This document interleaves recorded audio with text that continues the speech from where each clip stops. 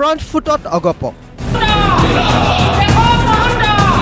দলটোৰ একাংশ নেতাই এফালৰ পৰা কোবাই গৈছে সেঞ্চুৰী হাফ সেঞ্চুৰী আমাৰ জয়ৰ সম্ভাৱনা থকা আসন 104লৈকে বৃদ্ধি হ'ল এতিয়াতো টাৰ্গেট আমাৰ আছে 80 কমসে কম 60টা সমষ্টিক আমি ভাগ বতৰা হয় অৰ্থাৎ আমি ভাগ পাওঁ তাতোকৈ এখোপ ওপৰলৈ গৈ মানকাচৰৰ অগপ নেতা তথা দলটোৰ উপসভাপতি জাভেদ ইছলামৰ দাবী এইবাৰ অগপৰ সিদ্ধান্ত মতেহে হ'ব মুখ্যমন্ত্রী কে হবে আমরা সিদ্ধান্ত নিব আর একটু বাড়তে লাগে আমাদের সিট এমএলএ আর একটু বাড়তে লাগে তাই 80টা আমরা লক্ষ্য রাখছি এবার 80টাতে আমরা প্রতিদ্বন্দ্বিতা করব আমরা চেষ্টা করব 80টা সিটে প্রতিদ্বন্দ্বিতা করা আপনারা জানেন আমি আসামের এজিপি দলের ভাইস প্রেসিডেন্ট আসাম রাজ্যের এজিপি দলের ভাইস প্রেসিডেন্ট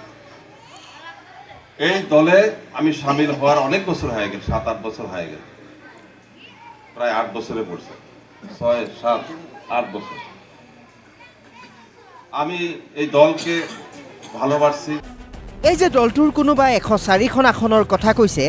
কোনোবাই কৈছে 60-80খন আসন তেওঁলোক মাথো ইয়াতে থমকি ৰোৱা নাই সমষ্টিয়ে প্ৰাৰ্থীও ঠিক কৰি পেলাইছে তেওঁলোকে বিশ্বনাথ অগপই সমষ্টিটোত প্ৰাৰ্থী হিচাপে ঘোষণা কৰিছে প্ৰাক্তন বিধায়ক প্ৰবীণ হাজৰিকাৰ নাম অতুল বৰা আৰু কেশৱ মহন্তই এই ক্ষেত্ৰত সেউজ সংকেত দিয়া বুলিও দাবী কৰিলে সমষ্টিটোৰ অগপ নেতাসকলে এইবাৰ যে বিধানসভা নিৰ্বাচন 2026 চনত অনুষ্ঠিত হ'ব এইবাৰ বিশ্বনাথ সমষ্টিত আমি অসম গণ পৰিষদ দলৰ প্ৰতিদ্বন্দ্বিতা কৰিম আৰু আমাৰ অগপ দলৰ প্ৰাৰ্থী হ'ব প্ৰবীণ হাজৰিকা ডাঙৰীয়া সেই 100% নিশ্চিত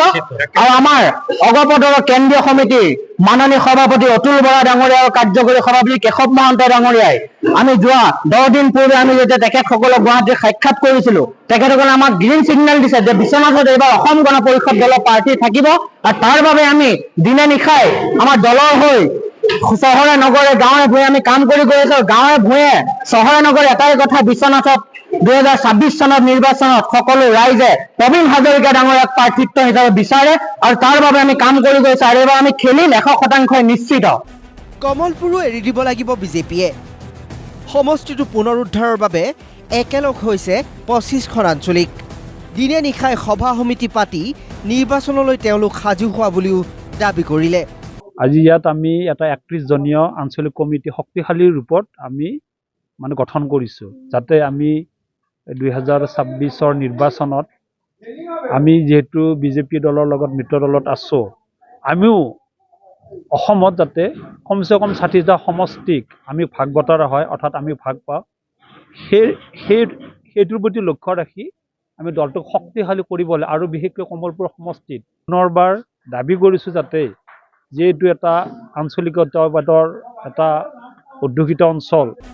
অগপক লাগে সামগুৰি সমষ্টিও কেৱল সামগুৰিয়ে নহয় নগাঁও জিলাতে 3-4টা সমষ্টি দাবী কৰিলে দলটোৰ যুৱ নেতা মণিমাধৱ মহন্তই সামগুৰি সমষ্টিটো জানে অসম গণ পৰিষদত এসময়ত দুৰ্গ আছিলে ইয়াৰ পৰা আমাৰ বিধায়ক জিকিছিলে মিত্ৰতাৰ সূত্ৰে উপনিৰ্বাচনত এই সমষ্টিটোত আমাৰ যুৱ নেতা দীপৰঞ্জন শৰ্মা বিজয়ী হৈছিল নতুনকৈ গঠন হোৱা সমষ্টিটোৰ যথেষ্ট পৰিৱৰ্তন হৈছে যথেষ্ট বিশাল হ'ল ৰূপহীৰ বহুত অংশ ইয়াত সোমাইছে সামগুৰি সমষ্টিটো আজি সভাখনৰ জৰিয়তে আমি পুনৰ অসম গণ পৰিষদে বিচাৰিছোঁ মুঠতে বিজেপি যিমান প্ৰস্তুত অগপও সমানেই প্ৰস্তুত পিছে ভাই এই যুঁজত কাৰ কথা কিমান ৰজেগৈ সেয়া এই জানুৱাৰীৰ শেষৰ ফালেই স্পষ্ট হ'ব ব্যুৰো ৰিপৰ্ট প্ৰতিদিন টাইম